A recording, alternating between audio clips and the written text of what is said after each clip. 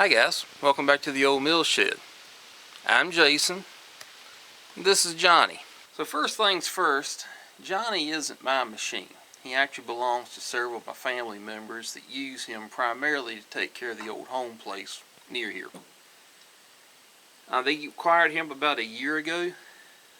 This is the first maintenance cycle that I'm going through with him. So some things that I have done or will do may be a little more intense than just the normal maintenance I would do twice a year. So first thing we're going to do is we're going to check the air filter on him. You get to the air filter, you open up this panel over on the right hand side. It's just spring loaded. You can leave the spring in or you can take it out. I usually just take it out.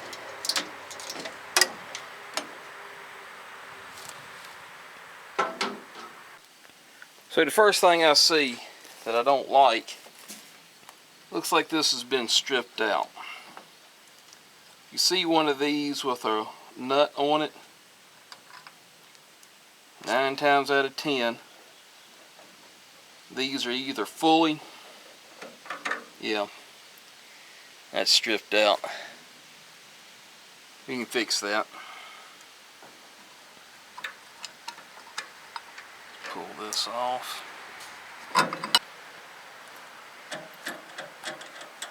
I apologize for the noise. We're up here underneath the big shed out near the road. We'll move him back to the smaller shed.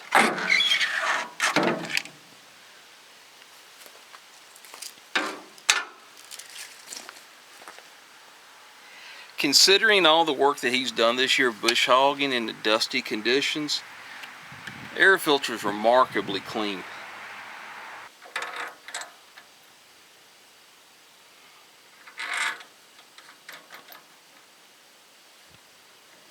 And when you put that nut on, just take your crescent wrench, whatever wrench you're using, just snug it down. It doesn't have to be overly tight. Let's put your cover back on. The little rubber part of the washer goes towards that plate.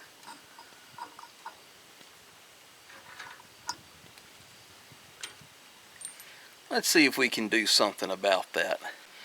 So here we are, about 15 minutes later. I just popped that out on the lathe real quick.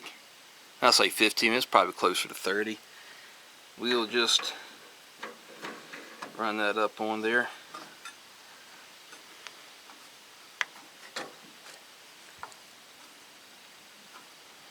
There we go.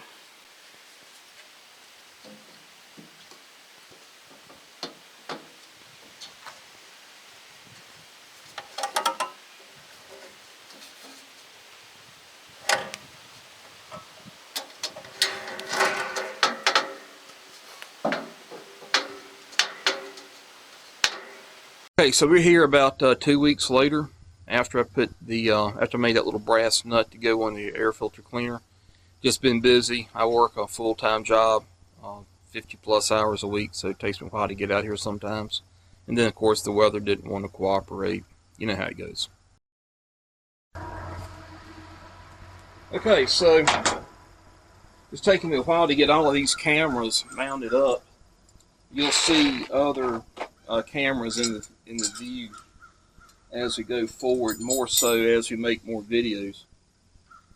A lot of these joints right here are sealed. They don't have a place to put a grease fitting at all. And we have one here that you can't really get to. For some reason, when John Deere engineers designed this thing, they made it to where you can't get to this particular grease fitting. We're going to go into this more. And this particular grease fitting and the one on the other side has actually earned John Deere this channel's most prestigious award. So sometimes when you're working on this old equipment, now this one has metric and standard grease fittings on it. Get you a grease fitting gauge, thread identifier, thread gauge.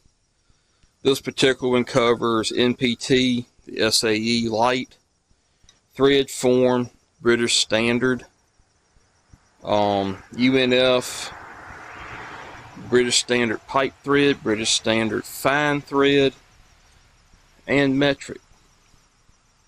And every grease fitting I've ever worked on is going to be one of these threads. And for like on this machine, most of them, the big ones are, here we go, 10-1.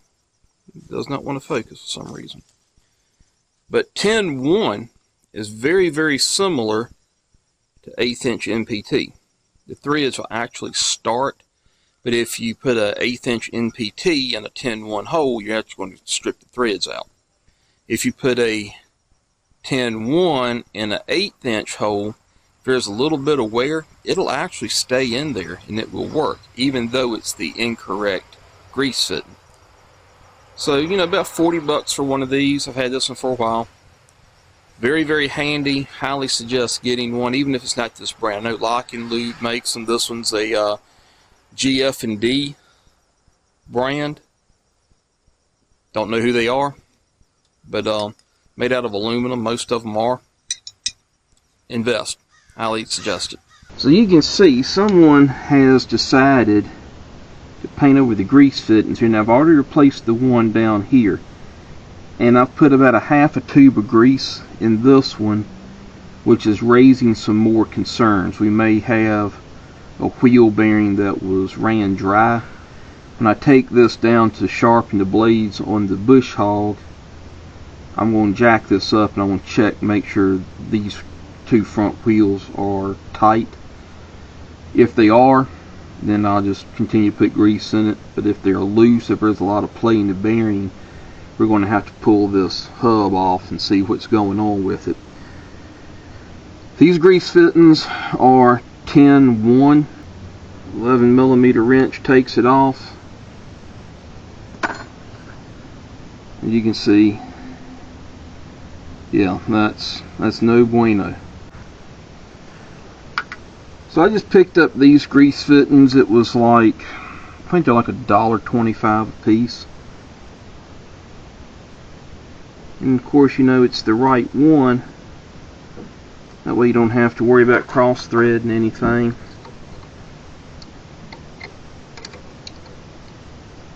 And just snug them up. I think I've got some grease caps around here somewhere. After we grease it, after you get all the grease fittings put together, put in, we'll go through and grease everything up. There we go, just snug it up. So I've gotten the two grease fittings on the left side here.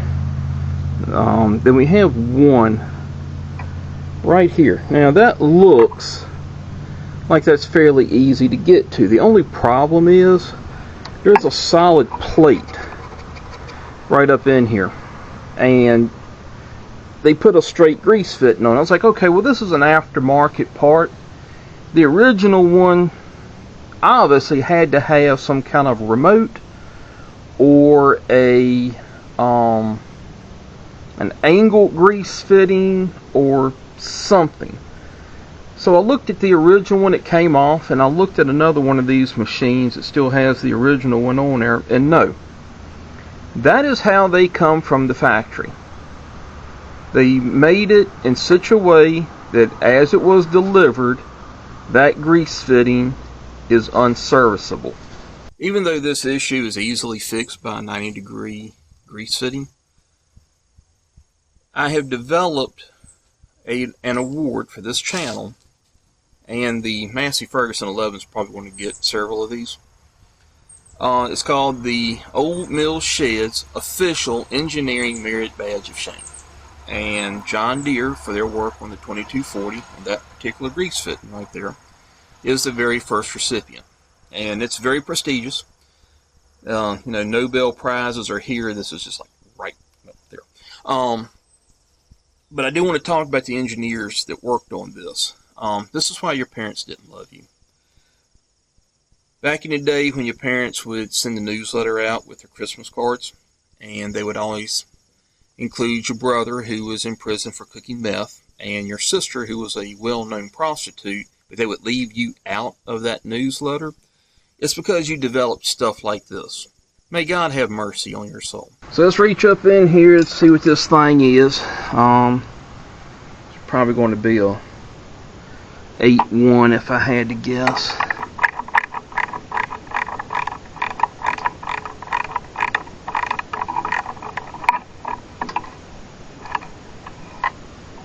Okay, so pulled the grease fitting out, and I tried every slot on this. So I decided, well, that covers most of your grease fittings you're going to have. Let's go get some regular thread size gauges. And this one ends up being an M71, which I do not have any in stock, so I'll have to either run by Tractor Supply this afternoon when I get some more grease, or I'm going to have to order some offline. So yeah, even when you think you've got it all figured out, sometimes these aftermarket parts, they'll still throw you a curveball. And as far as I know, the original one may have been the same thread. I'm not riding all the way back up the road to pull a grease fitting off of John's tractor just to see if they were the same or not.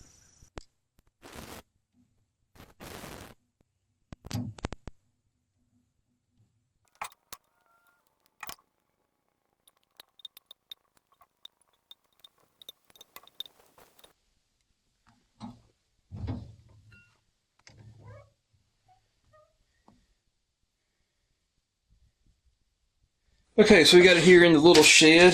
This is a MPT 8th, so it's a 827 drill bit R. Okay, so I forgot to hit record while I was drilling that out, but we was just drilling a hole, nothing spectacular there. Put this up here in the vise, put a little bit of tap magic on it.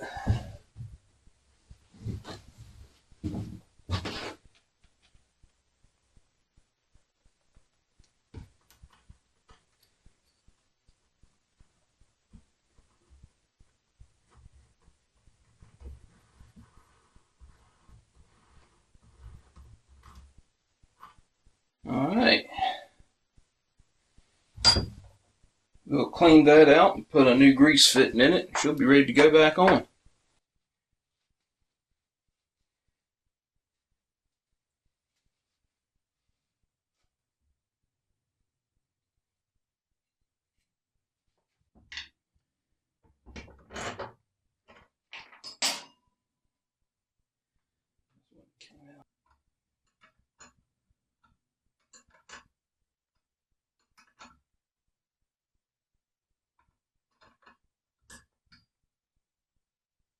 Alright, there we go.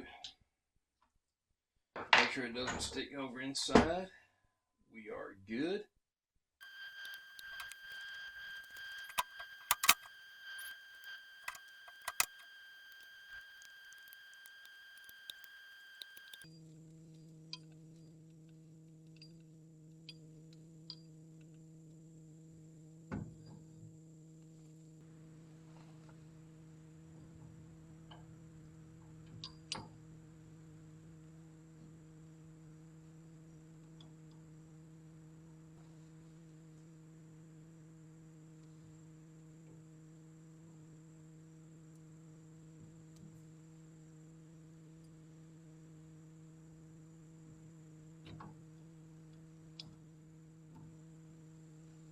Okay guys, so we got all of our grease fittings on.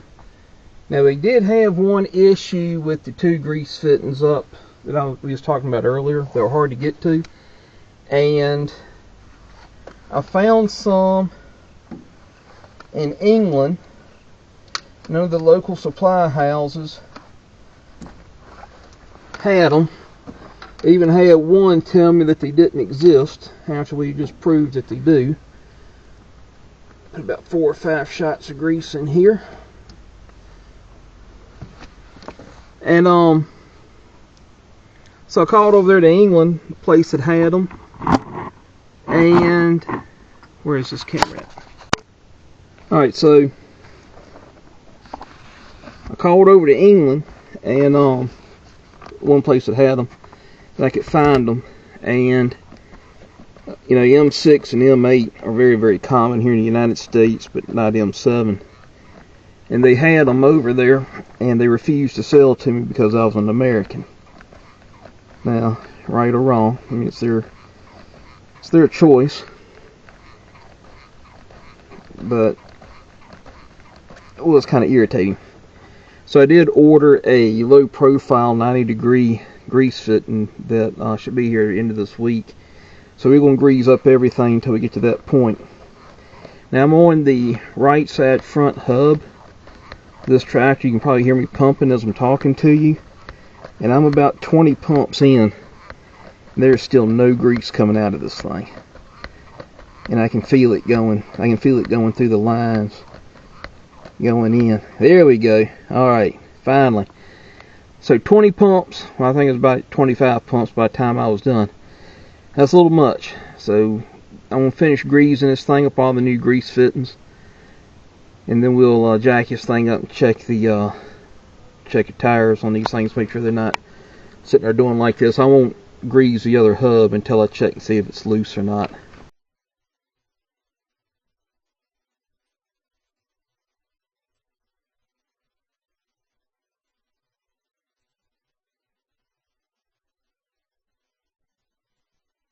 Alright, so we got all the grease fittings, except for those two up inside we were talking about earlier, done. And we got that one repaired with a 1/8 MPT instead of the 10-1 metric.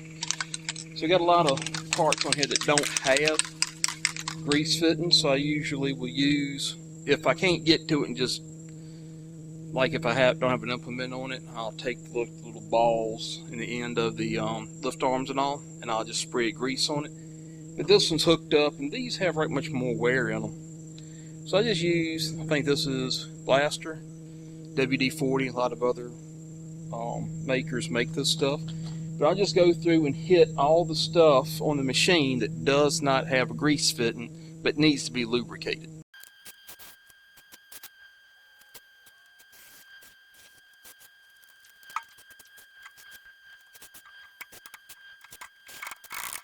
I almost forgot, we got to lube the clutch on this thing.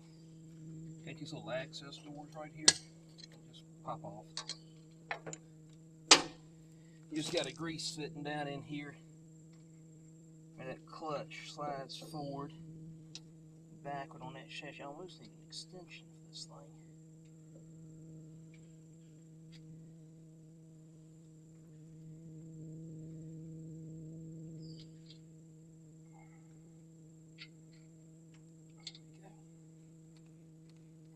3 shots of grease, I usually do it. Especially if you do it every year like you're supposed to.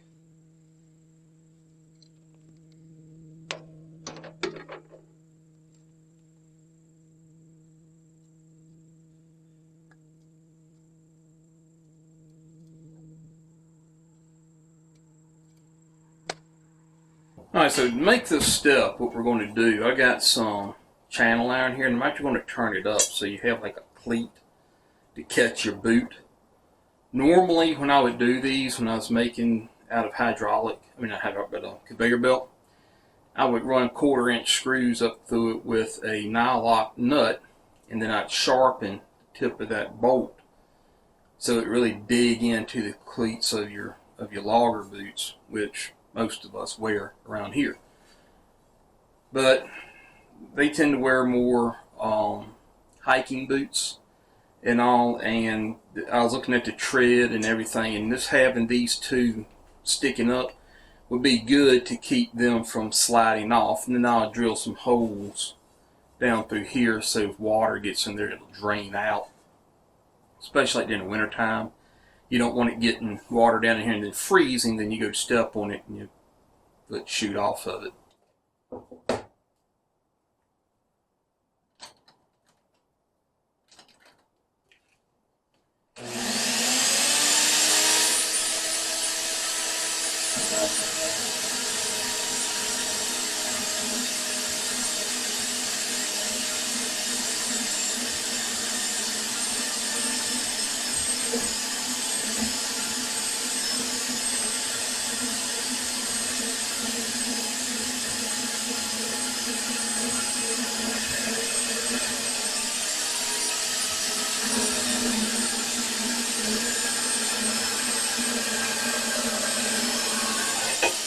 those of y'all that have been with the channel for a while will remember I had a Porter cable 14-inch abrasive cutoff saw that was my dad's that we tried to fix. And never could get it to work right, and actually ended up burning up right at the end of the video. So this is what replaces it. It is a Beaver, and it's called a portable bandsaw or a portaband, and you can actually take it off of this stand and operate it independently, or you can leave it on the stand to use as we just did. I will do a tool review on this. I've got a video I'm working on. It's got several tools that I have bought over the past year that I've had this channel, and we're going to go through all of them. But this is just one of them. So far, I have to say I'm really impressed. So here we go. There's a fairly substantial piece of metal behind this sheet metal. This will actually screw into. It'll go through the sheet metal and into that, so it'll be good and sturdy. But all I did is just took some angle iron, welded it to that channel iron right there. If we have to brace it back up, I do have a mounting spot back there, but I don't think that's going to be a problem. So what I'm going to do is getting on the end of the day. We got some weather coming, so I can do the rest of this in the shop. I'm going to round these corners off a little bit, grind everything down, make it look good, drill some holes in here so water can drain out of it, and we'll prime it and paint it. Then we'll bolt it on here. So here's the step. What I did is I went in underneath here with 1.5" by 1/4" piece of steel, tied it into the structural support back there, and then up here, and had to drill through this to get to it. But it's pretty sturdy.